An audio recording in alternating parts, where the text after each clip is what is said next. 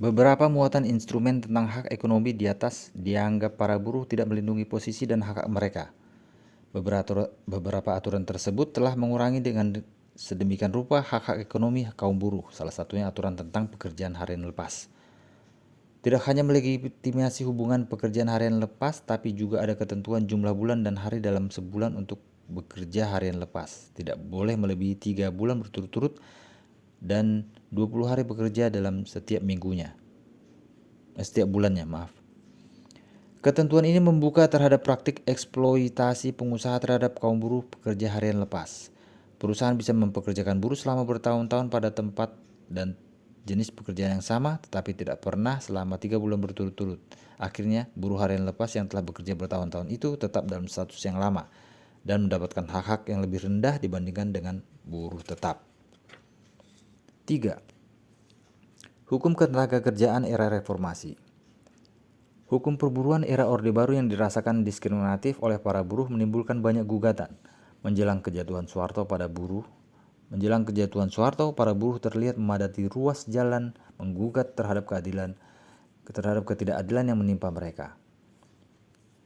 Dalam kondisi terjepit dan krisis finansial yang parah, pemerintah Orde Baru akhirnya menyiapkan aturan baru, yaitu Undang-Undang Nomor 25 Tahun 1997 tentang Ketenagakerjaan sebagai pengganti seluruh kompilasi aturan buruh. Namun, kaum buruh kembali menolak materi pengaturan Undang-Undang Nomor 25 Tahun 1997 karena organisasi buruh sudah memastikan bahwa aturan baru itu tidak diciptakan karena tuntutan kaum buruh, tetapi lebih dilatar belakangi oleh syarat dan tekanan lembaga keuangan internasional untuk menjaga stabilitas pasar dan rekayasa ideologisasi neoliberal dalam berbagai undang-undang di Indonesia. Aturan Undang-Undang Nomor 25 Tahun 1997 dibuat sebagai prasyarat pencairan dana talangan dari IMF sebagaimana terdapat dalam perjanjian LOI (Letter of Intent). Penolakan kaum buruh yang masif berujung pada janji pemerintah untuk membuat aturan baru rancangan undang-undang sebagai turunan dari Undang-Undang Nomor 25 Tahun 1997 yang kemudian berwujud pada Undang-Undang Nomor 21 Tahun 2000 tentang serikat pekerja atau serikat buruh, Undang-Undang Nomor 13 Tahun 2003 tentang ketenagakerjaan, Undang-Undang tentang penyelesaian perselisihan buruh, Undang-Undang tentang penyelesaian perselisihan hubungan industrial (PPHI) serta Undang-Undang Nomor 39 Tahun 2004 tentang penempatan dan perlindungan tenaga kerja Indonesia atau PPTKI. Pengaturan tentang perburuan pasca reformasi berbeda sama sekali. Materi Undang-Undang Nomor 21 Tahun 2000 tentang serikat pekerja atau buruh mengatur adanya kebebasan untuk berserikat. Lalu terbit Undang-Undang Nomor 13 Tahun 2003 tentang ketenagakerjaan. Instrumen hukum ketiga ialah Undang-Undang Nomor 2 Tahun 2004 tentang penyelesaian perselisihan hubungan industrial atau PPHI. Instrumen hukum terbaru ini selain melalui media penyelesaian bipartit, mediasi, konsiliasi, dan arbitrase, juga menghendaki penyelesaian kasus lewat pengadilan hubungan industrial yang dibentuk di pengadilan negeri menggantikan kewenangan P4D-P4P. Penyelesaian jalur pengadilan hubungan industrial ialah puncak penyelesaian konflik buruh, serikat buruh, dan majikan. Instrumen hukum keempat ialah Undang-Undang Nomor 39 Tahun 2004 tentang penempatan dan perlindungan tenaga kerja Indonesia atau PPTKI. Instrumen ini tidak dikritik oleh elemen serikat buruh migran dan LSM. Menurut mereka, undang-undang tersebut hanya membuat pengaturan pengiriman buruh migran ke luar negeri, tapi kemudian tanggung jawabnya diserahkan kepada pihak swasta, yaitu perusahaan jasa TKI atau Pelaksana Penempatan Tenaga Kerja Indonesia Swasta PPTKKIS. Undang-undang ini menempatkan PJTKI sebagai penguasa dalam urusan pengarahan buruh ke luar negeri dan sangat kebal hukum, karena di dalamnya tidak tercantum yang membuat tentang sanksi bagi PJTKI yang melakukan pelanggaran terhadap hak-hak buruh dalam bentuk pemerasan dan penindasan. 4. Produk hukum ketenagakerjaan. Berikut ini disarikan produk hukum ketenagakerjaan terdiri atas undang-undang, peraturan pemerintah, Perpres, Kepres, Inpres, peraturan keputusan Menaker Trans, peraturan keputusan Menkumham RI, peraturan Menteri Dalam Negeri, dan peraturan atau keputusan Mendikbud. A. Undang-undang terkait ketenagakerjaan. 1. Undang-Undang Nomor 24 Tahun 2011 Badan Penyelenggara Jaminan Sosial. 2. Undang-Undang Nomor 2 Tahun 2005 Penetapan Peraturan Pemerintah Pengganti Undang-Undang Nomor 1 Tahun 2005 tentang penangguhan mulai berlakunya Undang-Undang Nomor 2 Tahun 2004 tentang penyelesaian perselisihan hubungan industrial menjadi undang-undang. 3. Undang-Undang Nomor 29 Tahun 2004 Penempatan dan Perlindungan Tenaga Kerja Indonesia di Luar Negeri. 4. Undang-Undang Nomor 2 Tahun 2004 Penyelesaian Perselisihan Hubungan Industrial. 5. Undang-Undang Nomor 13 Tahun 2003 Ketenagakerjaan. 6. Undang-Undang Nomor 21 Tahun 2000 Serikat Pekerja atau Serikat Buruh. 7. Undang-Undang Nomor 3 Tahun 1992 Jaminan Sosial Tenaga Kerja. 8. Undang-Undang Nomor 1 Tahun 1970 Keselamatan Kerja. B. Peraturan Pemerintah. 1. PP Nomor 4 Tahun 2013 Tata Cara Pelaksanaan Penempatan Tenaga Kerja Indonesia di Luar Negeri oleh Pemerintah. 2. PP Nomor 3 Tahun 2013 Perlindungan Tenaga Kerja Indonesia di Luar Negeri. 3. PP Nomor 97 Tahun 2012 Retribusi Pengandaian Lalu Lintas dan Retribusi Perjanjian izin mempekerjakan tenaga asing. 5. PP Nomor 57 Tahun 2012 Perubahan ke-8 atas PP Nomor 14 Tahun 1993 tentang penyelenggaraan program jaminan sosial tenaga kerja. 5. PP Nomor 50 Tahun 2012 Penerapan Sistem Manajemen Keselamatan dan Kesehatan Kerja. 6. PP Nomor 41 Tahun 2011 Pengembangan Kewirausahaan dan Kepeloporan Pemuda serta penyediaan prasarana dan sarana kepemudaan.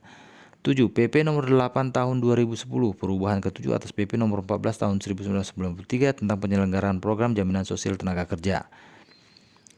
PP Nomor 1 Tahun 2009 Perubahan ke-6 atas Peraturan Pemerintah Nomor 14 Tahun 1993 tentang penyelenggaraan program jaminan sosial tenaga kerja. 9. PP Nomor 46 Tahun 2008 Perubahan atas PP Nomor 8 Tahun 2005 tentang tata kerja dan susunan organisasi lembaga kerjasama tripartit. Pelaksanaan Pasal 107 Ayat 4 Undang-Undang Nomor 13 Tahun 2003. 9. PP Nomor 15 Tahun 2007 Tata Cara Memperoleh Informasi Ketenagakerjaan, Penyusunan serta Pelaksanaan Perencanaan Tenaga Kerja. 11. PP Nomor 64 Tahun 2005 Perubahan ke-4 atas Peraturan Pemerintah Nomor 14 Tahun 1993 tentang penyelenggaraan program jaminan sosial tenaga kerja. 12. PP Nomor 8 Tahun 2005 tentang kerja dan susunan organisasi lembaga kerjasama tripartit. Pelaksana Pasal 107 Ayat 4 Undang-Undang Nomor 13 Tahun 2003. 13. PP Nomor 41 Tahun 2004 Tata Cara Pengangkatan dan Pemberhentian Hakim Ad Hoc Pengadilan Hubungan Industrial dan Hakim Ad Hoc pada Mahkamah Agung. 14. PP Nomor 23 Tahun 2004 Badan Nasional Sertifikasi Profesi. 15. PP Nomor 22 Tahun 2004 tentang pengelolaan investasi dana program jaminan sosial tenaga kerja. 16. PP Nomor 28 Tahun 2002 Perubahan ketiga atas Peraturan Pemerintah Nomor 14 Tahun 1993 tentang penyelenggaraan program jaminan sosial tenaga kerja. 17. PP Nomor 83 Tahun 2000 Perubahan atas PP Nomor 14 Tahun 1993 tentang penyelenggaraan program jaminan sosial tenaga kerja sebagaimana sudah diubah dengan PP Nomor 79 Tahun 1988. 18. PP Nomor 9 Tahun 1998 Perubahan atas PP Nomor 14 Tahun 1993 tentang penyelenggaraan program jaminan sosial tenaga kerja. 19. PP Nomor 14 Tahun 1993 Penyelenggaraan program jaminan sosial tenaga kerja. C. Perpres, Kepres, Inpres. 1. Perpres Nomor 12 Tahun 2013 Jaminan Kesehatan. 2. Perpres Nomor 64 Tahun 2011 Pemeriksaan Kesehatan dan Psikologi Calon Tenaga Kerja Indonesia. 3. Perpres Nomor 21 Tahun 2010 Pengawasan Ketenagakerjaan. 4. Instruksi Presiden Nomor 6 Tahun 2006 tentang kebijakan reformasi sistem penempatan perlindungan tenaga kerja Indonesia. 5. Perpres Nomor 50 Tahun 2005 tentang Lembaga Produktivitas Nasional, Pelaksanaan Pasal 30 Ayat 3 Undang-Undang Nomor 13 Tahun 2003. 6. Kepres Nomor 107 Tahun 2004 Dewan Pengupahan. Kepres Nomor 88 Tahun 2002 Rencana Aksi Nasional Penghapusan Perdagangan atau Trafikin Perempuan. 8. Kepres Nomor 87 Tahun 2002 Kepres Nomor 87 Tahun 2002 Rencana Aksi Nasional Penghapusan Eksploitasi Seksual Komersial Anak. 9. Kepres Nomor 59 Tahun 2002 Rencana Aksi Nasional Penghapusan Bentuk-bentuk Pekerjaan Terburuk untuk Anak. 10. Kepres Nomor 46 Tahun 2000 Perubahan atas Kepres Nomor 29 Tahun 1999 tentang Badan Koordinasi Penempatan Tenaga Kerja Indonesia atau UNTAET.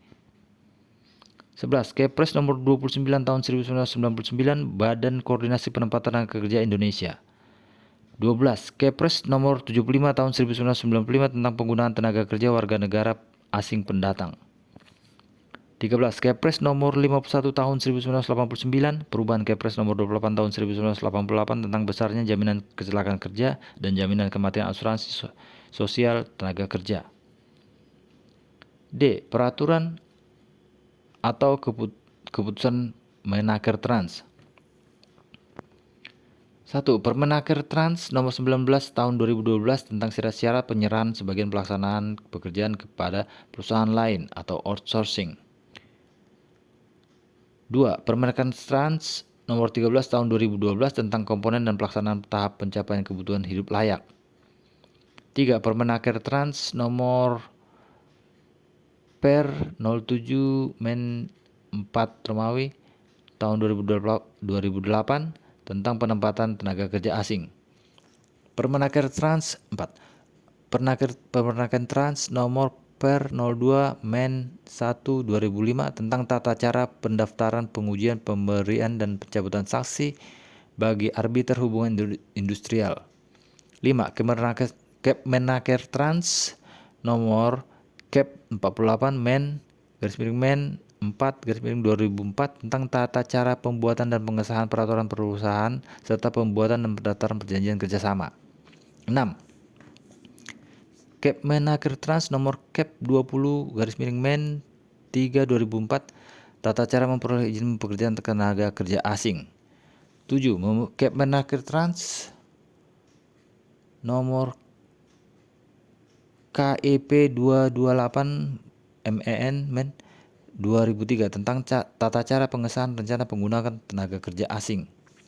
Kemenaker Trans Nomor KEP 201 Men 2001 tentang keterwakilan dalam kelembagaan hubungan industrial. 9. Kemenaker Trans Nomor KEP 172/Men 2000 tentang penunjukan pejabat pemberi izin mempekerjakan tenaga kerja warga negara asing pendatang untuk pekerjaan yang bersifat sementara atau mendesak.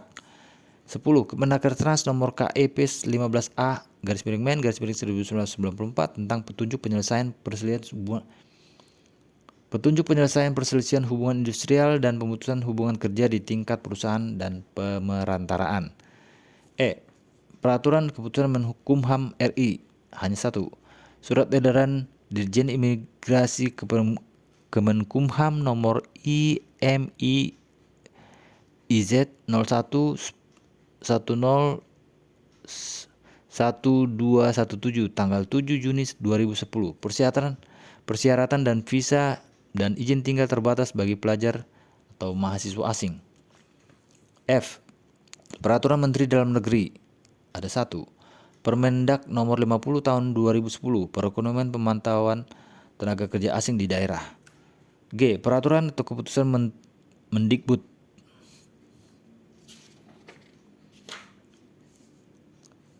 ada 2. Permendiknas 66 Tahun 2009 Pemberian izin pendidik dan tenaga pendidik asing pada satuan pendidikan formal dan non-formal di Indonesia. 2. Prosedur izin mengajar tenaga kerja asing dan tenaga sukarela asing. Rangkuman. Era Orde Lama merupakan era kebebasan berserikat. Hal ini sejalan dengan kebebasan berpolitik di bawah Presiden Soekarno. Instrumen-instrumen hukum perburuan di era Rezim Orde Lama antara Undang-Undang Nomor 1 Tahun 1951 tentang pernyataan berlakunya Undang-Undang Nomor 12 Tahun 1948 tentang kerja yang mengatur tentang larangan mempekerjakan anak, pembatasan waktu kerja 7 jam sehari, 40 jam dalam seminggu, waktu istirahat bagi buruh, serta larangan mempekerjakan buruh pada hari libur, hak cuti haid, hak cuti melahirkan dan keguguran, serta sanksi pidana pelanggaran terhadap undang-undang ini. Lalu terbit Undang-Undang Nomor 2 Tahun 1991 tentang pernyataan berlakunya Undang-Undang Nomor 33 Tahun 1947 tentang kecelakaan kerja. Undang-undang ini mengatur tentang jaminan atas keselamatan kerja, hak pegawai pengawas untuk menjamin pelaksanaan keselamatan kerja, serta sanksi pidana dalam pelanggaran terhadap undang-undang ini. Kemudian terbit Undang-Undang Nomor 3 Tahun 1951 tentang pernyataan berlakunya Undang-Undang Nomor 23 Tahun 1948 tentang pengawasan perburuhan. Materi undang-undang ini mengatur kewajiban negara untuk melakukan pengawasan pelaksanaan undang-undang dan peraturan perburuhan. Hak pegawai pengawas memasuki dan memeriksa tempat usaha serta kewajiban majikan untuk memberikan keterangan lisan dan tertulis kepada pegawai pengawas serta sanksi pidana dalam pelanggaran terhadap undang-undang ini. Kemudian terbit Undang-Undang Nomor 21 Tahun 1954 tentang perjanjian perburuhan antara serikat buruh dan majikan. Selanjutnya terbit Undang-Undang Nomor 18 Tahun 1956 tentang persetujuan Konvensi ILO Nomor 98 mengenai berlakunya dasar-dasar dari hak untuk berorganisasi dan untuk berunding bersama. Lalu Undang-Undang Nomor 22 Tahun 1957 tentang penyelesaian perselisihan perburuhan. Tahun berikutnya lalu lahir Undang-Undang Nomor 3 Tahun 1958 tentang penempatan tenaga kerja asing, dan kemudian terbit Undang-Undang Nomor 12 Tahun 1964 tentang pemutusan kerja di perusahaan swasta. Instrumentasi hukum perburuhan di era Orde Lama cukup memberikan jaminan pemenuhan HAM terhadap kaum buruh. Negara sangat melindungi kaum buruh ketika menghadapi berbagai konflik dengan perusahaan. Serikat buruh diberikan peran strategis untuk menyelesaikan dengan baik kasus-kasus buruh dan pengusaha. Negara sebagaimana aturan-aturan di atas telah meningkatkan dirinya untuk mengawasi pelaksanaan aturan perburuhan di perusahaan-perusahaan. Sebagai komitmen terhadap pemenuhan HAM di era Orde Lama, beberapa konvensi ILO telah diratifikasi. Serikat buruh yang ketika Orde Lama bergerak pada ranah politik distigmakan rezim Orde Baru sebagai organisasi menjadi basis gerakan komunisme di Indonesia. Karena itu, buruh dan organisasinya harus diawasi, dirombak, dan diganti dengan organisasi baru. Di awal Orde Baru, terbentuklah Majelis Perusahaan Buruh Indonesia atau MPBI yang menyatukan seluruh organisasi buruh di Indonesia. Pada Februari 1973, MPBI berubah menjadi nama Federasi Buruh Seluruh Indonesia atau FBSI sebagai satu-satunya organisasi buruh yang diakui pemerintah. Kemudian berubah lagi tahun 1985 menjadi Konfederasi Serikat Pekerja Seluruh Indonesia atau KSPSI, di mana seluruh serikat buruh di Indonesia harus berafiliasi dengan KSPSI. Untuk mengendalikan KSPSI, pemerintah merumuskan Sistem Hubungan Industrial Pancasila atau HIP, berupa larangan berserikat selain organisasi bentukan pemerintah dan larangan aksi mogok karena bertentangan dengan Pancasila. Sifat pemerintah yang otoriter di era Orde Baru berubah saat memasuki era reformasi.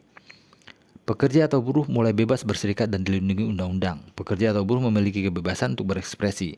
Pengaturan tentang perburuhan era reformasi berbeda sama sekali. Misalnya, terbit Undang-Undang Nomor 1 Tahun 2000 tentang serikat pekerja atau buruh mengatur adanya kebebasan untuk berserikat. Lalu terbit Undang-Undang Nomor 13 Tahun 2003 tentang ketenagakerjaan. Instrumen hukum ketiga ialah Undang-Undang Nomor 2 Tahun 2004 tentang penyelesaian perselisihan hubungan industrial atau PPHI. Instrumen hukum terbaru ini selain melalui media penyelesaian bipartit, mediasi, konsiliasi, dan arbitrase, juga menghendaki penyelesaian kasus lewat pengadilan hukum industrial yang dibentuk di pengadilan negeri menggantikan kewenangan P4D atau P4P. Penyelesaian jalur pengadilan hubungan industrial ialah puncak penyelesaian konflik buruh, serikat buruh, dan majikan.